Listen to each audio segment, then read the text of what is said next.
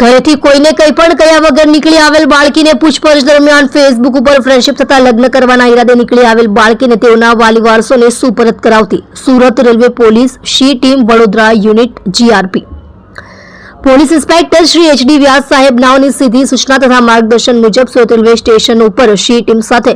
પેટ્રોલિંગમાં હાજર હતા તે વખતે ઉધના આઉટપોસ્ટના પોલીસ હેડ કોન્સ્ટેબલ જિગ્નેશભાઈ નાઓએ ફોન કરી જણાવેલ કે સ્ત્રી તથા એક પુરુષ મળી આવેલ હોય જેઓને સુરત લઈ આવેલ, જે બાબતે તેઓની પૂછપરછ કરતા જણાવતા જે સદર બંને સ્ત્રી પુરુષ નાઓએ મિસિંગ ઓફિસમાં લાવી વુમન્સ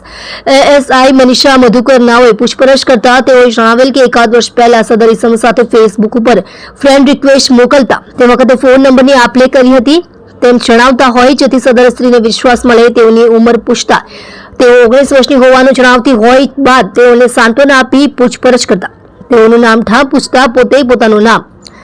ઉંમર વર્ષ 16, ધંધો ઘરકામ રહે અંકલેશ્વર જિલ્લો ભરૂચ, મૂળ રહે ઉત્તર પ્રદેશ વાળી નાઓનું જણાવતા,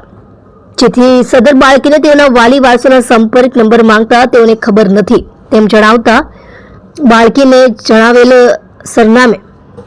વુમન એએસઆઈ મનીષા મધુકર નાઓએ અંકલેશ્વર બી ડિવિઝન પોલીસ સ્ટેશનનો સંપર્ક કરી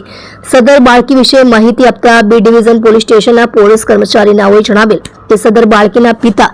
અત્રે પોલીસ સ્ટેશન આવી જણાવેલ કે તેઓની દીકરી સવારના આશરે 7 વાગ્યાની આસપાસ ઘરેથી નીકળી ગયેલ છે, તેઓની શોધખોળ કરતા નહીં મળી આવતા અત્રે બી ડિવિઝન પોલીસ સ્ટેશનમાં આવેલ છે તેમ જણાવતા હોય, જેથી સદર બાળકીના પિતાને સર્વ હકીકત જણાવતા બાળકીના પિતા અત્રે Surat railway station police station આવતા તેઓના યોગ્ય આધાર પુરાવા નિવેદન મેળવી સદર બાળકીનો કબજો તેના પિતાને સોંપવામાં આવેલ છે।